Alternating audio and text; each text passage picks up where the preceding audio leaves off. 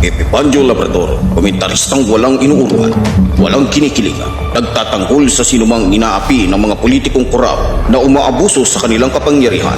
Epipandio Labrador, tagapagtanggol ng bayan!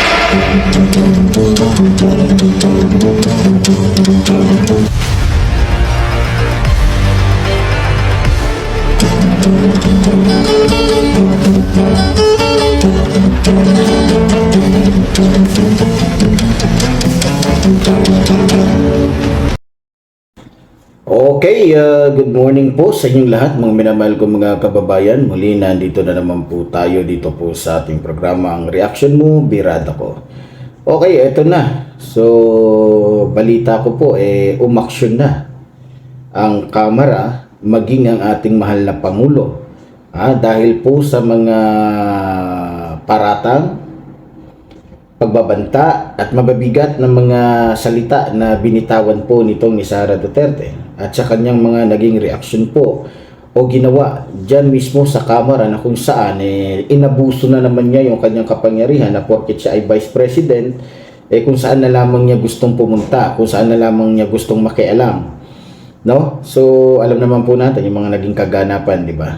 Tungkol nga dito kay Lopez na Chief of Staff ng OBP na aso ni Sara Duterte na kung saan ay talagang 100% may kinalaman o may alam. At kaya nga ito ay nakulong o pinakulong o pinasight in contempt ng ating mga mababatas dahil nga sa meron siyang ginawang hindi kanais-nais, isang pang-iinsulto o pagyurak sa kapangyarihan ng Kamara. So gusto ko po bago tayo magbigay dito ng reaksyon, gusto ko pong sabihin sa inyo na sa araw-araw po na ating pagsasama-sama dito po sa ating programa, dahil nga po ang ating programa ay pinamagatan pong Reaction Mo, Birada Ko. So dito po maririnig nyo po ang inyong mga reaksyon, ang inyong pong mga opinion, no? Nabibigyan ho natin ng buhay o bibigyan po natin ng pansin. Okay, pero bago ang lahat, mga minamahal kong mga kababayan, gusto ko muna pong pakinggan natin o panoorin po natin ito pong naging pahayag po nitong o naging reaksyon po ng Malacanang dito po sa mga sinabi ni Sara Duterte at kung ano naman ang kanyang sinabi. So, okay, panoorin po natin mga minamahal kong mga kababayan. Ang mga pahayag ni Vice President Sara Duterte kaugnay sa buhay ng Pangulo, First Lady at House Speaker, sineseryoso at tinuturing daw ng palasyo bilang active threat. Pero paglilinaw ni Duterte, hindi raw siya nagbitaw ng banta. Nakatutok si Jonathan Andal. May kinausap na ako na tao. Sinabi ko sa kanya, kapag pinatay ako, patayin mo si BBM, si Lisa Araneta, at si Martin Romualdez. No joke. Ang pahayag na yan ni Vice President Sara Duterte, itinuturing daw ng Malacanang na active threat. Kaya idinulog nila ito sa Presidential Security Command para sa agarang aksyon. Ayon sa palasyo, anumang banta sa buhay ng Pangulo, lalo na kung ito'y klarong isinapubliko, dapat laging sineseryoso. Paglilinaw ng bise sa isang press conference, hindi banta sa Pangulo, unang ginang at speaker ang kanyang pahayag. Hindi naman ata mahina yung volume noong Zoom press conference. Sinabi ko, kung mamatay ako, ibig sabihin, in the first place, meron ng threat sa akin. But they simply do not care that I am also concerned about my security because I hear things. It's the same as itapon ang bangkay sa West Philippine Sea, which was talking about doing it is not actionable. Dating sinabi ni VP, dahil sa panggigipit sa kanya, ipapahukay niya ang labi ni dating Pangulong Ferdinand Marcos Sr. at itatapon sa West Philippine Sea. Nagbitaw ng salita ang bise laban sa Pangulo matapos ang utos na ilipat ang kanyang Chief of Staff na si Attorney Zuleika Lopez sa Women's Correctional mula sa House Detention Facility. Pero dahil sa sakit, dinala si Lopez sa Veterans Memorial Medical Center at saka inilipat sa St. Luke's. Kalaunay iniutos ng Kamara na ibalik si Lopez sa veterans.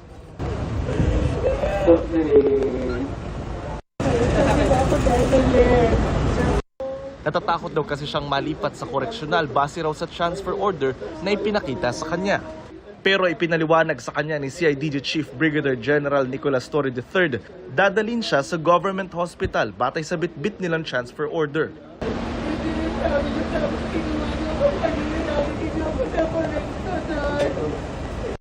Ilang minuto pinaliwanagan si Lopez bago ito nakumbinse na lumabas ng ospital at sumakay sa van ng bise. Alas 12:30 tanghali na ngayon, na-serve na ng CIDG yung transfer of medical facility for Attorney Zuleika Lopez na nilabas ng House of Representatives. Mula rito sa St. Luke's, sasakay siya rito sa van na ito at dadalhin siya sa Veterans Memorial Medical Center. Sabi ng komite na bumubusisi ng OVP at DepEd funds ni VP Sara, inalis nila sa Batasan Complex si Lopez dahil sa issue ng seguridad. Nag-special meeting pa raw kagabi via Zoom ang buong komite para desisyonan ang paglipat kay Lopez sa koreksyonal. Doon po sa aming pag-uusap, ang isa nga po sa mga napag-usapan ay yung security risk. Hindi lamang po ng ating House of Representatives, pati na rin po ng ating Vice President. Kaya nga po napag-desisyonan po ng mga miyembro ay ito po ay transfer doon sa pasilidad na mas may kapasidad at may kakayahan na ma-secure nang sa ganun po ay maging maayos. Ito po kasing sitwasyon is emergency situation dahil security risk na po ang pinag-uusapan po natin dito. Hindi naman po natin po pwedeng antayin pa na mag-Lunes. Para sa GMA Integrated News, Jonathan Andal, nakatutok, 24 oras. Tama naman po talaga ang naging hakbang po ng Kamara. Kasi nga, may pumupunta doon na isang opisyal ng ating bansa ng 10 oras o hindi tamang oras.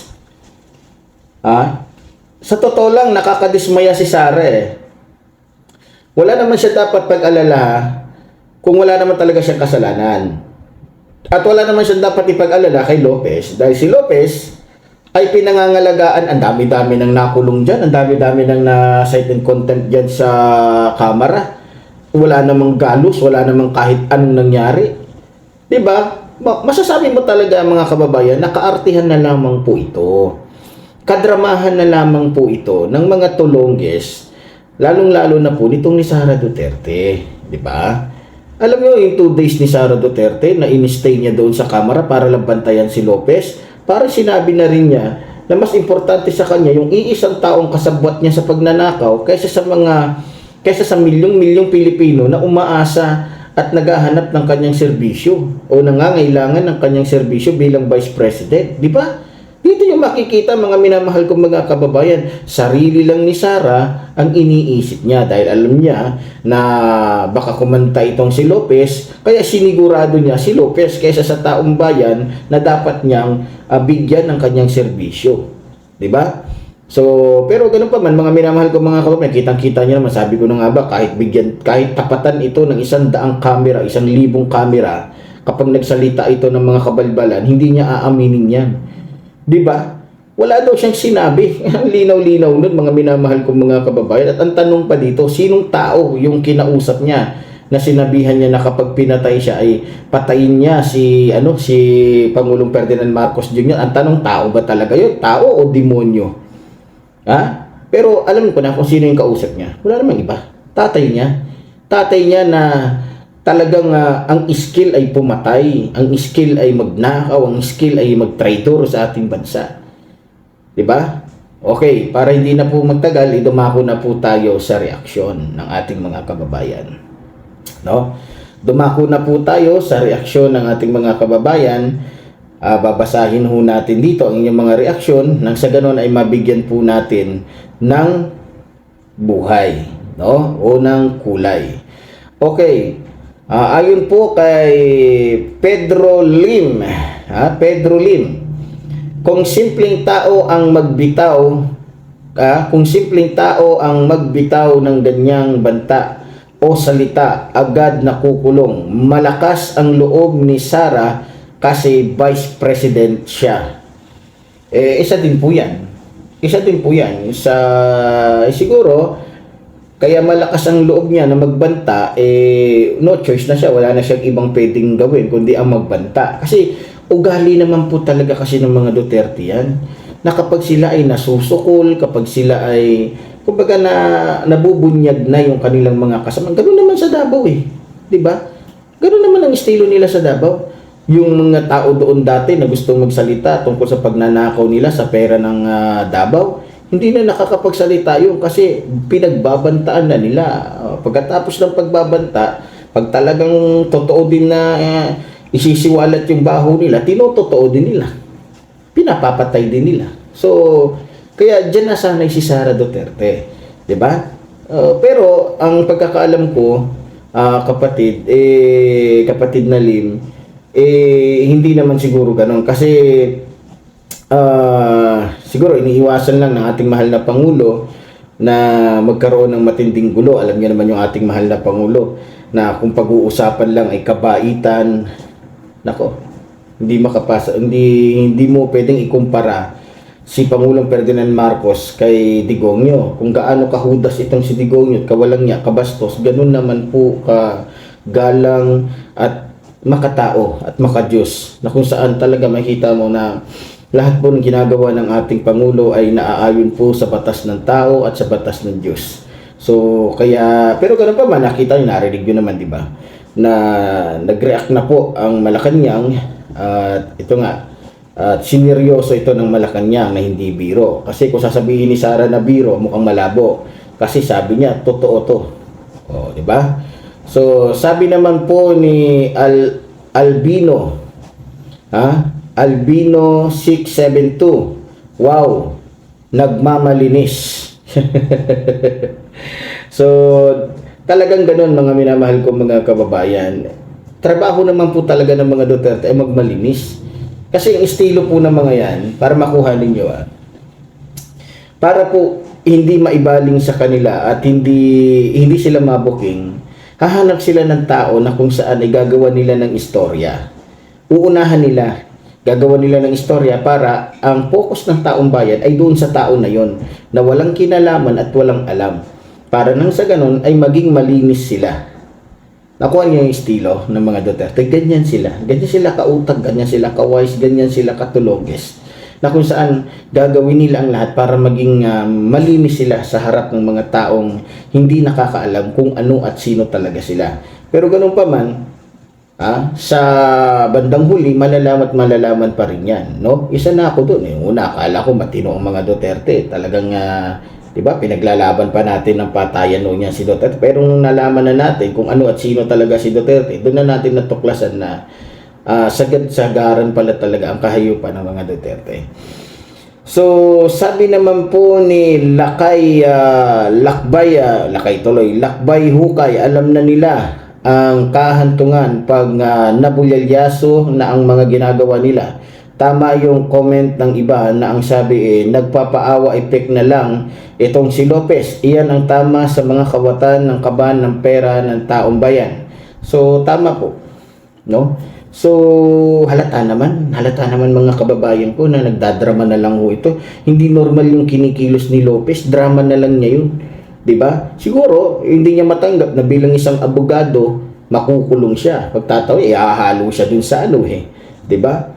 Kumbaga fried yan. Kumbaga dinaan na lang ni Attorney Lopez sa ganung kadrama. Siguro inano ni, pero sa totoo lang hindi naman dapat ililipat si Lopez kung hindi nakialam itong balbahutog na si Sara. Kung pumirmis si Sara na kasi alam ni Sara na Vice President siya. Natural, kapag Vice President ka, marami kang alipores dyan. Malay ba ng kamera kung may gagawin si Sara Duterte na hindi maganda? Malay ba ng kamera kung mismo si Sara Duterte ang maglason dito kay Lopez para hindi magsalita? Malay ba ng kamera kung mismo si Sara Duterte ang pumatay dito kay Lopez? Yan po ang nasa isip ng ating mga mambabatas. Alam naman po natin ng utak po ngayon, pag pinatay ni Sara Duterte itong si Lopez, kanino ibibintang? Sa kamera. So, kaya po nag-iingat lang po ang Kamara, mga minamahal kong mga kababayan, hindi sa kung ano pa man. Seguridad po ni Lopez ang iniisip dito, hindi lang po ng Kamara. Ha? Kung makukuha niyo po ang punto ng mga mambabatas natin, seguridad ni Lopez, kasi mali natin, di ba? Dahil nga baka iniisip ni Sara, nako, ipit na si Lopez, baka biglang magsalita to sa ano. So, kaya nangyari yun. Kaya pinupursige, talagang inaano ni Sara na makapasok siya. Para nang sa ganun, baka nga hindi natin alam, baka mamaya kaya nga nahilo yan, baka may pinainom si Sara dyan. Diba? Hindi natin alam. Dapat imbestigahan yan. Dapat magkaroon ng matinding investigasyon sa nangyaring yan. Kasi, diba, baka mamaya, kita nyo naman estilo ni Sara Duterte, alam nyo kung gaano katulongis yung mga yan. Baka mamaya may pinainom na dyan kay Lopez na galing mismo kay Sara. Pag namatay si Lopez, kasi tingnan niyo yung mga naging reaction ni Sara. Para bagang alam niya na mamamatay si Lopez. Nakuha ninyo? Parang alam niya na mamamatay si Lopez at sinisisi niya na agad kay Martin Romualdez o kay House Speaker Martin Romualdez yung magiging kamatayan nitong ni Lopez. Nakukuha nyo? So, delikado yan. Kailangan magkaroon talaga ng paghihigpit ang Kamara, kasi ang maiipit ho dyan at malalagay sa alanganin ito pong si House Speaker Martin Romualdez, na kung saan wala namang hindi naman si House Speaker Martin Romualdez na nag-iimbestiga kay Lopez, kundi yung mga taga-Quadcom o yung mga congressman na nag-iimbestiga tungkol nga dito sa pagnanakaw ni Sara Duterte sa pera ng taong bayan. So, sabi naman po ni Romina Reyes, ang galing, best actress ka talaga, Lopez. Magkano binayad sa iyo ni Sara? So, kung akong tatanungin ninyo, mga minamahal ko mga kababayan, naniniwala ko baka hindi lang 10 milyon ang nasa kamay nito ni Lopez. Kasi tignan nyo naman kung gaano siya ka-importante kay Sara Duterte. At malamang, dahil nga daang-daang bilyon ang pinag-uusapan dito, malamang, di ba? Daang milyon ang pinag-uusapan dito, malamang baka mahina yan, yung 10 milyon na hawak ni Lopez. Baka hindi lang yan. Diba? So, nakita nyo naman, hindi normal po yung pinapakita ni Lopez. Makikita mo talaga na drama na lang yan. O baka nag-usap sila ni Sara, magdrama ka. Para hindi ka mapunta doon sa kumbaga, Mandaluyong. Magdrama ka hanggang Lunes. Kasi hanggang Lunes naman yung Diba, nakuha ninyo, abogado yan Nakita niyo yung mga diskarte nila. Abogado yan. Diba? So, nagdrama si Lopez para hindi siya mapunta doon sa nasabing kulungan. Nang sa ganun, doon siya sa ospital. Kasi alam niya, hanggang Lunes lang yung niya. So, alam na this. Hindi na pwedeng, alam na natin, pagmumukha pa lang ni Lopez, nakita niyo naman yung pagmumukha, yung korte ng mukha ni Lopez. Nako, parang sapsap. Diba? Sabi naman po ni Sultan Family TV, kung wala kayong ginawang kasalanan, di sana ganun. Tama. Kung hindi gumawa ng kasalanan si Sara Duterte, kung hindi gumawa ng paglabag sa batas, kung hindi ng bastos, itong si Lopez sa kapangyarihan ng Kamara, hindi siya magkakaganyan. At kung sino man dito ang nauna at ng bastos at tumapak sa karapatan ng isang bagay o ng isang tao, ng isang konstitusyon, walang iba kundi si Lopez. Sino ang unang ng bastos? Si Lopez, sinasabi ni Sara, binabastos si Lopez, tinatanggalan siya ng karapatan. Yes, palagay natin kung totoo yan. Pero tandaan ninyo, hindi lamang po iisang tao ang binastos ni Lopez sa Kamara, kundi yung kabuuhan ng nasabing konstitusyon. Kundi yung kabuuhan ng sinasabing Quadcom. Diba? O yung kabuuhan ng nasabing committee na nagpapakuha ng report, tawag nito, kumbaga report ng COA, di ba? Tungkol po sa pera na ginasta ng OBP o ng DepEd noong panahon pa ni Sara Duterte. So, sabi naman po ni Live 413, may tililing na talaga itong si Sara. Halata naman po Nakita nyo naman yung mga kilos ni Sara Duterte. Hindi naman po kilos yan ng normal na tao. Hindi po kilos yan at hindi pananalitan ng isang normal na tao yung mga sinasabi ni Sara Duterte. Saan ka nakakita ng vice president? Saan ka nakakita ng abogado na ganun yung mga estilo, ganun yung pananalita, ganun yung itsura, ganun yung... Di ba? Dahil nga sa nalilito na si Sara, dahil nga sa guilty na siya, na-stress na siya dahil malapit na siyang panagutin ng batas, ayun, nagkaloko-loko na, nawawala na sa sarili itong si Surigao. Di ba? So, sabi naman po ni Procopio Batong Bakal, gagawin ang lahat para lang hindi maungkat ang audit report ng COA ng confidential fund ni Sara Buhaya. Talagang ganon. Nakita nyo naman, di ba? Talagang gagawin nila ang lahat. Ganon naman ang estilo ng mga Duterte. Huwag lamang silang mabuking, huwag lamang silang makapanagot sa kanilang mga kasalanan. Gagawin talaga nila ang lahat. Ha? Gagawin nila ang lahat. Kung kailangan pumatay, papatay sila. Kung kailangan manakot, mananakot sila. Kung kailangan mambayad, magbabayad sila. Kung kailangan ng ganito, etc. etc. At marami silang pwedeng gawin. So, umiiwas talaga si Sara. Kasi alam niya na hindi lamang plunder ang magiging kaso niya dito, kundi mai-impeach talaga siya. Diba? So, takot siya na malaman ng taong bayan na kaya siya i-impeach. Hindi dahil sa pinupolitika siya, kundi dahil talagang nagkasala siya. So, sabi naman po ni Loren Permanis na natatakot iyan sa 125 million kung saan niya binigay. Simple lang na sana sasagot lang siya sa kamera kung saan niya dinala ang nasabing pera. Mga kababayan ko, talagang natatakot itong si Sara kasi marami na pong hawak na ebidensya ang ating mga mambabatas. Kaya lamang po, hinihintay nilang magsalita itong si Sara Duterte tungkol nga dyan sa 125 million na yan kung saan napunta. Pero para sa akin, positive po yun. Na kay Jan Amores niya talaga ito dinala. Kay Jan Amores niya ito binigay na kung saan, dahil nga si Jan Amores ang nagbibigay sarap sa kanya, nagpapaligaya sa kanya na hindi niya makuha dun sa kanyang asawa na busy sa negosyo nilang shabu, ayun, doon niya binigay, mga minamahal kong mga kababayan. So, sabi naman po ni Rene Borromeo, focus tayo sa issue ng confidential fund ni Sara. Nasaan ang pera? Ayun na nga, mga minamahal kong mga kababayan. Ayaw ni Sara niyan na i-focus yung usapin patungkol sa confidential fund. Kasi nga, pag nag-focus yung taong bayan dyan, sigurado na malalaglag talaga siya. Kaya nililito niya ang taong bayan. Gumagawa siya ng ibang eksena, ibang issue, para nang sa ganun, hindi makapag-focus ang taong bayan tungkol sa issue na to. Kaya nga lahat ng kaartihan, lahat ng kasinungalingan, gawa-gawang kwento at iba pa, gagawin ni Sara Duterte para lamang po hindi ma-focus sa confidential fund yung usapin. Diba? So, alam naman natin si Sara Duterte, napakagaling na best actress talaga itong babae. Siyempre, saan pa ba magmamana? Di sa tatay niya. O, diba? Alam nga naman magmana siya kay Panchito. Diba? Siyempre, doon sa tatay niyang demonyo magmamana. Diba? Sabi naman po ni Bilyonaryo Vlog TV, parang standby lang ang ating BP Sara magsalita. Buti pa nga yung standby, mga minamahal kong mga kababayan, kahit pa paano matino pang magsalita, matino pang mag-isip. Itong si Sara Duterte, makita nyo naman yung galawan, di ba? Kapangyarihan lang ang meron siya, pero yung galawan niya parang galawan po ng mga tambay na nakasyabu. Diba? Iba yung tambay lang na tambay kaysa doon sa tambay na nakasyabu. Alam niyo yun, tita mo naman yung mata, tirik na tirik yung mata.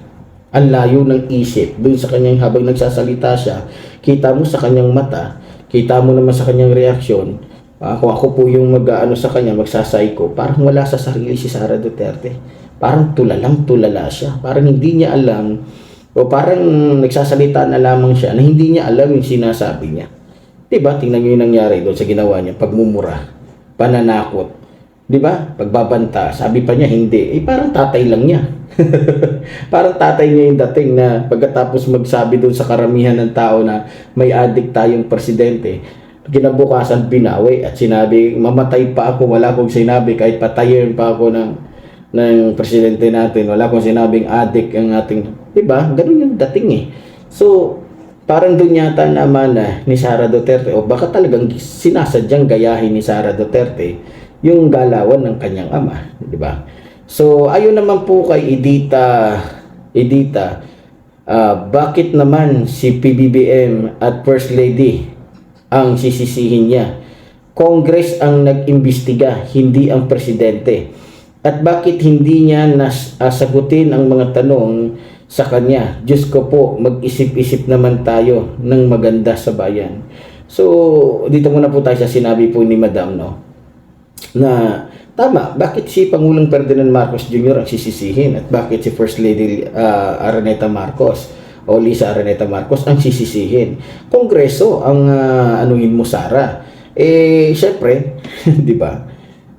Para mailigaw, para makuha niya yung kapangyarihan, para, di ba?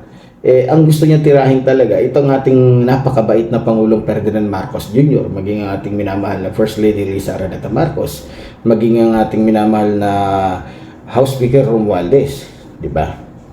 So, dito naman po, sabi naman po dito ng kapatid natin na Diyos ko po, mag-isip-isip naman tayo ng maganda sa bayan. Alam niyo, kung si Sara po ang tatanungin natin, kung titignan natin si Sara, kitang-kita naman po sa galawan ni Sara. Nasa simula't-simula pa lang na siya ay nanungkulan bilang Vice President o Vice Presidente ng ating bansa. Hindi yan nag-isip para sa kinabukasan ng ating bansa, kundi ang inisip niyan ay makapagnakaw sa dalawang ahensya, kagaya ng DepEd at ng OBP. Di ba? Kasi kung talagang may malasakit siya sa mga kabataan, sana, di ba, hanggang ngayon nasa DepEd pa rin siya at hinahangaan siya bilang isang magandang ehemplo ng mga kabataan dyan sa DepEd. Pero dahil nga sa puro kabulastugan yung ginawa niya, ayun, nagkusa na lang siya dahil nabulgar siya sa kanyang mga kawalangyaan sa DepEd. Di ba? Puro kabulastugan eh. Kaya nga sabi, hindi talaga magtatagal si Sara kahit saan siya dahil puro kabulastugan talaga yung ginagawa niya. So, sabi naman po dito ni Eric Belia Soto, paano na lang kaya kung maging presidente itong si Sara? Yun na nga.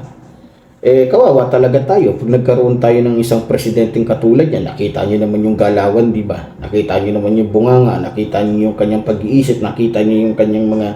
Nako, delikado po tayo. Pag yan ay naging presidente, ay nako, walang habas yan ng magpapapatay sa gusto niyang ipapatay. Nakita niyo naman kung si Digongyo at si Sara, triple po itong si Sara, tandaan niyo yan. Mas hudas ho to, mas sira ulo to, at mas magnanakaw to. Yan po ang katotohanan, mga minamahal ko mga kababayan. Kitang-kita niyo naman, spoiled sa ama. Di ba? Makita niyo, delikado talaga at kawawa tayong mga Pilipino kapag ito po ang naging presidente ng ating bansa. Sabi naman po ni Jose, hindi naman sana aabot sa ganyan kung humarap lang ang BP dahil sa kanya ay marami ang nadamay. Yun na nga. Di ba? Hindi talaga aabot sa ganyan yan. Hindi aabot sa ganong sitwasyon na mayroong Lopez na makukulong, mayroong Mary Grace Piatos na lilitaw doon sa Quadco o doon sa good government. Kung umupo si Sara, hinarap niya, pinatunayan niya, hindi, tumatakas si Sara. Hindi niya kayang daanin sa kanyang kasinungalingan at hindi niya kasi kayang paniwalain ang ating mga mambabatas sa kanyang kasinungalingan dahil wala siyang patunay, dahil wala siyang ebidensya, dahil alam na kung ano talaga siya, umiiwas siya. Kaya ang dinadamay niya dito, ang pinambabala niya, yung kanyang mga tauhan na hindi naman talaga dapat yun ang humaharap, kundi siya mismo. Dahil siya ang kumuha, siya yung gumasta. Diba? So sabi naman po ni Juni Zero, may kasalanan kasi siya, kasama ka na din, like father, like daughter, doon ka sa Davao, ganyan ikaw ang banta dito sa Pilipinas. So tama po 'yun. Sa ginagawa po ni Sara Duterte, siya po ay parang nagiging banta talaga para sa mga Pilipino. Kasi nakita niya naman yung galawan niya, mga kababayan. Alam niyo, nasanay kasi si Sara na magnakaw sa pamamagitan ng confidential fund. Mismong COA na po ang nagsabi nito, mga kababayan. Mismong COA ang naglantad ng mga kabulukan ni Sara Duterte o sa mga pagnanakaw ni Sara Duterte sa pera ng taong bayan doon sa Davao City. Diba? So, dahil nakasanayan na nga niya, ayun. So, ngayon, Dahil para hindi siya mabuking, gumagawa ng mga hindi magagandang reaksyon o hakbang. Kaya para sa taong bayan, malaking banta talaga itong si Sara Duterte na kung saan utak kriminal, utak NPA. So, sabi naman po ni Carlo,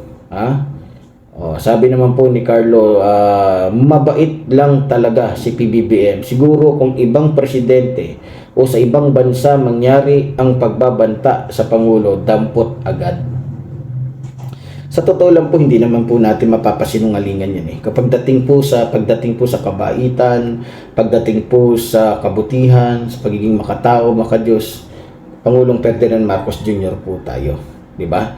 So, sadyang napakabuti. Alam nyo kung si Duterte yung ginawa ng ganon, pagbantaan si Duterte ng ito, tatay ni Sara, siguro walang isang oras, di ba? Walang kalahating oras, tumba na. Kahit pa vice president ka, di ba? Kulong ka. Siguro pinakamahina mong sentensya, makukulong ka. Pero tingnan nyo naman, hindi agad na nagre-react ang ating mahal na Pangulo, nananatili siyang mahinahon, nananatili siyang normal yung kanyang isip. Kasi normal naman talaga ang isip ng ating mahal na Pangulo. Hindi tulad ni Sara Duterte. Nakita nyo naman, yung mga taong ang lakas manira sa ating mahal na Pangulo, na adik, ganito, ganyan. Tingnan nyo. Sa kanila mo makikita, mismo kay Sara mo mismo makikita, yung pagmumukha ng isang adik o yung isang taong gumagamit ng shabu. Diba? Yun ang totoo. So, ayon naman po kay Just You, 2040, napaka-perfect ni Sara magmura at magbanta. Pero kapag siya ay nasa kamera, hindi makapag-explain. Tama po yung sinabi ng ating kapatid. Ang ganda po ng kanyang reaksyon na gagawan po natin ng birada. Tama. Di ba? Magaling talaga siya magmura, magaling manakot. Diyan sila magaling. Di ba? Sinasabi naman natin dito, diyan lang magaling ang mga Duterte, ang magnakaw, ang pumatay, ang manakot. Pero yung mag-explain sa kanilang mga baho, yung mag-explain, tingnan yung ama. Dahil nga nilabas ni Senator Antonio Trillanes yung katotohanan tungkol sa pera nila sa bangko, di ba? Gustong manakit, gustong mambato ng mic, di ba? Pero pinapalapit ni Senador Antonio Trillanes, galit pa yung abogado ni Digongyo. 'Di ba? Sila pa yung nagagalit-galitan, 'di ba? Baliktad talagang masasabi mo mga talo pa yung mga ugali ng mga bandido dito kay Surimao at saka dito sa tatay niya. 'Di ba? Talagang ganoon, mas magaling lang sila diyan. Pero sa totoo lang, pag-explain sa kanilang mga ninakaw, hindi nila kaya yan. Kasi nasanay sila na gumasta sa pera ng taong bayan na walang resibo.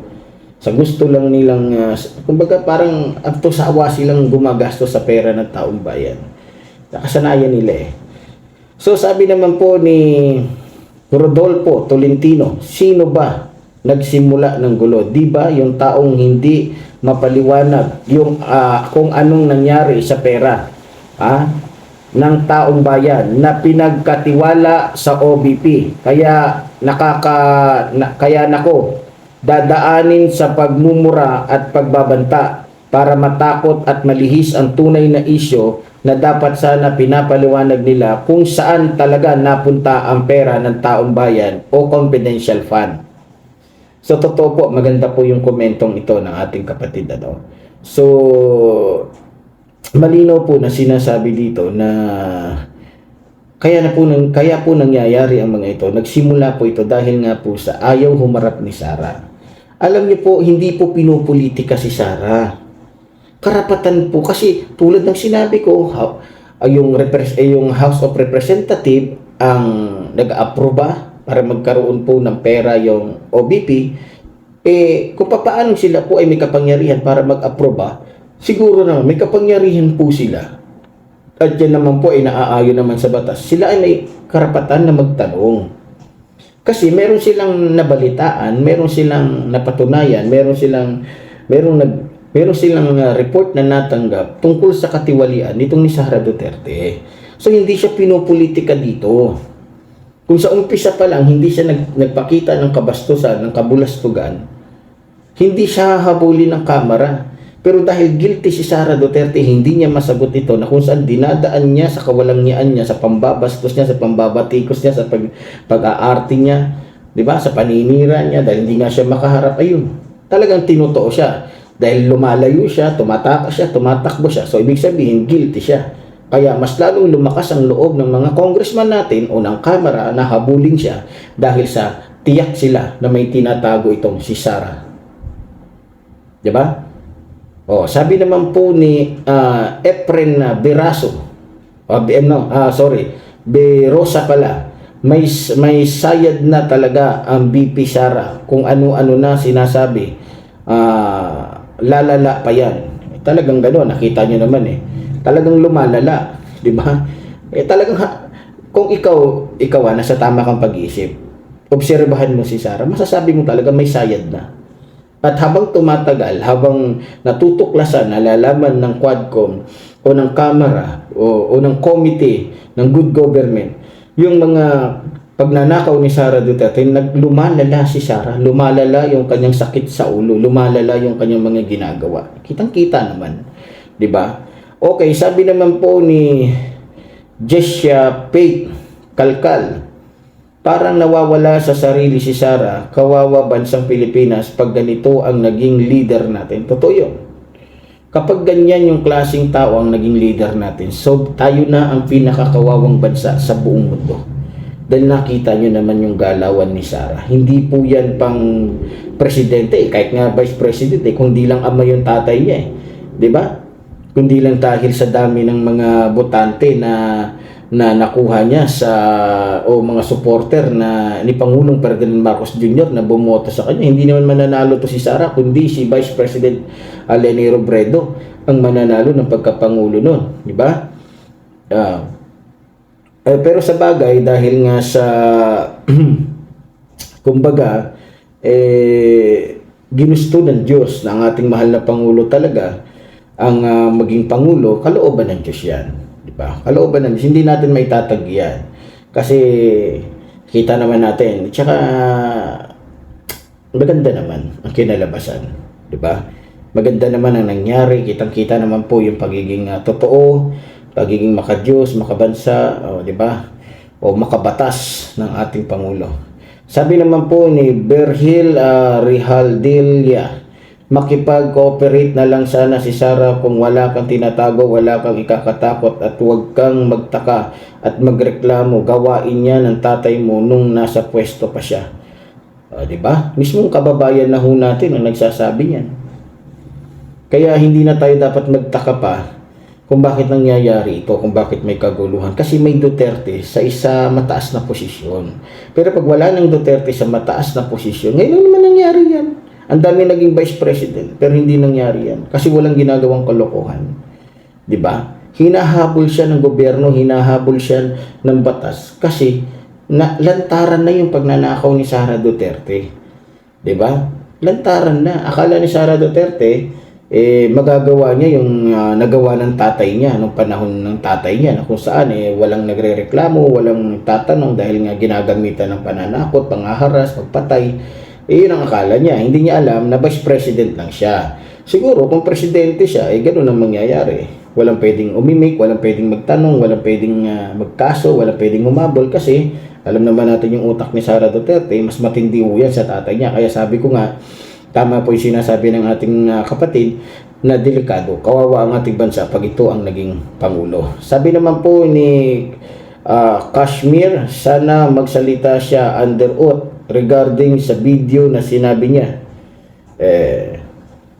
Hindi yan uupo ng ganyan. At ang pagkakakilala ko kasi kay Sara Duterte, doon nga lang sa investigasyon sa kanya doon sa Kamara, hindi nag-under oath yan Diba? Kasi alam niya, takot siya na makulong siya kasi talagang yun ang magiging daan. Pag ikaw ay nag-oath doon at halatang nagsinungaling ka at talagang nagsisinungaling ka, yun ay yung pwedeng maging batayan ng Kamara para ipakulong siya o para ma-impeach siya o para panagutin niya yung mga kasalanan. Kaya nga hindi nag-under oath Diba? Ganun kaway si Sara Duterte. Kaya hindi siya nag-under oath. Pero kung walang kapangyarihan, hindi vice president yan, mapipilitan yan mag-under oath kasi walang kapangyarihan Pero dahil may kapangyarihan itong si Tolongas, diba? Nagagawa pa niya gusto niya. Pero darating ang panahon na magkakaroon din ng katapusan itong kanyang kawalandian. So sabi naman po ni Tim Franklin Mad, Bakit laging may sakit pag naiimbestigahan? Pinoy nga naman. Hindi na katakataka. Tignan nyo si Kibuloy. Diba? Tignan nyo si Kibuloy. Makapangyarihang Diyos, may-ari ng langit at lupa, ng universe, may-ari ng kaluluwa natin, may-ari ng buong mundo. Anong ginawa? Para lamang hindi laging nandoon sa kulungan, laging nagre-request. Masakit ang ulo, masakit ang heart, may sakit sa ngipin. Sa susunod yan. Pero sa totoo lang, sa tingin ko, hindi naman yata sakit sa ngipin ang sakit ito ni Kibuloy Kaya siguro gusto niya magpahatid doon sa hospital. Baka mayroong dumadalaw sa kanya doong babae. Baka ang talagang masakit sa kanya, yung puson. O hindi naman yung kanyang itlog, hindi naman yung kanyang mismong ari. Kasi ilang buwan nang hindi di ba? Yan lang yung Diyos na mahilig sa sex, di ba? Wala na manyakis na talaga di ba? So, para makagawa siya ng mga gusto niya, para makaligtas sa kulungan, maraming sakit. Pero pag mahirap ka, wala kang pera, kahit may sakit ka, kahit mamamatay ka na, hahayaan ka lang ng gobyerno, hahayaan ka lang ng judge. Diba? Hahayaan ka hanggang sa mamatay ka doon. Ako, masaksi ako dyan. Tulad nga ng sinabi ko, naging BJMP po ang aking ama, kaya alam ko. Diba? Sabi naman po ni Risa Aurelio, confidential fan ang isuka, hindi ang arte. So, ibig sabihin niya yata dito, confidential fan ang ipakita, hindi ang arte. Yun yata ang ibig sabihin niya dito. Tama. So, itong si Sara, imbis na ipakita niya kung saan niya dinala yung confidential fan, yung totoong resibo. Kasi puro peke yung Ito, kaya nga lumabas itong si Mary Grace Piatos Dahil nakumpirma, nalaman ng kamera na pineke ni Sara Duterte yung mga resibo. Diba? Nakita ninyo, tulongges talaga si Sara Duterte, hindi talaga mapagkakatiwalaan. Para lang may maipakita siya, may maipasa siya. Gumawa na lamang ng resibo, peki pa, fake. Mga minamahal kong mga kababayan, di ba? So, wala tayong magagawa talagang likas na demonyo tsaka hayop ng si Sara Duterte. Kung i-analyze ninyo, tama ba na ikaw, Vice President, nagbibigay ka ng mga peke? Diba? Tama ba yun? Diba? Kaya, dapat dito kay Sara Duterte, yung confidential fund ang ibalik niya. Para kahit pa paano, bumalik din yung tiwala ng taong bayan sa kanya. Lalong-lalo yung 500 million. Diba? So, sabi naman po ni Lian C, bakit siya papatayin? Silang mag-ama lang naman ang nasa isip ay ang magpapatay. Tama. Diba? Sabi ni Sara, ipapapatay daw siya ng ating mahal na Pangulo. Kaya gumawa ng drama na kung papatayin man siya, may sinabihan na rin daw siya. Hindi normal yun. At wala siyang ebidensya na nagsalita o nagbanta ang ating mahal na Pangulo. At kung meron man nagbabanta sa punto na to, ay walang iba kundi si Sara Duterte. Malinaw ho yan. Kaya nga po na-alarma ang Malacanang dahil mismong ang taong bayan ang nakasaksi sa kanyang kagaguhan o sa kanyang katangahan o kagagahan. Ang ating mahal na Pangulo, wala tayong maririnig sa kanya. Kahit pa noon na ginagawan siya ng issue, ginagawan siya ng mga bidyong peke ng mga Duterte na kung saan si Sara Duterte ang gumawa nito na inutos niya kay Roque. Diba? So sabi naman po ni Roy Mark Batay, ano kasi ginagawa ng Vice President diyan? Di ba ayaw niyang mag-hearing o umatin sa hearing, bakit siya nandiyan? Ano ba ang protocol sa visiting hour? Pag ganyan, saka naka-detain pag ganyan, saka naka-detain si attorney. Bakit nakapag-live siya sa FB tapos nandun pa ang Vice President? Anong purpose? So magandang tanong ho to. Diba? Sa totoo lang, bawal ho yun Pero hindi naman yun na kapatid, siguro hindi na masyadong mahigpit yung dahil hindi pa naman ito na kumbaga inasentensyahan talaga. So sa kamera lang to. So siguro pwedeng pwedeng magdala ng cellphone para din sa siguro sa seguridad din niya. So dito ang gusto kong dito pag-usapan, anong ginagawa ni Sara Duterte doon. Yun na nga ayaw niya pumunta sa hearing ng Quadcom tungkol sa budget niya, na kung saan nilustay niya, pero gusto niya pumunta ngayon at tumambay sa batasan pambansa dahil sa nandoon si Lopez na maaaring umamin o magsalita na tungkol sa nalalaman niya dito kay Sara Duterte. Diba? Sayang yung mga oras, sandali na nandoon si Sara. Pero mo isang tao lang, paano niya mapaglilingkuran ang taong bayan kung nakapokus siya kay Lopez? Diba? Pero pumapatak yung oras ni Sara Duterte. Diba? Pumapatak yung oras niya, bayad yung araw niya. Diba? Anong ginagawa niya dun? Imbes na pumunta siya kung saan yung may mga lugar na naapektuhan ng bagyo, nasira yung mga bahay, para makapagpaabot ng tulong, nandoon siya kay Lopez, todo suporta siya. Wag lamang, kasi baka iniisip niya na baka pagka pinabayaan ko si Lopez, ikanta ako nito, kaya kailangan todo suporta ako dito para hindi kumanta si Lopez. Kaya siguro, ganun-ganun na lamang yung effort, ganun-ganun na lamang yung pinapakita niyang suporta kay Lopez, basta wag lamang siyang ilaglag nito. Yan ang nakikita ko mga kababayan ko. So, para sa akin mga minamahal kong mga kababayan, halatado naman po talaga itong si Sara.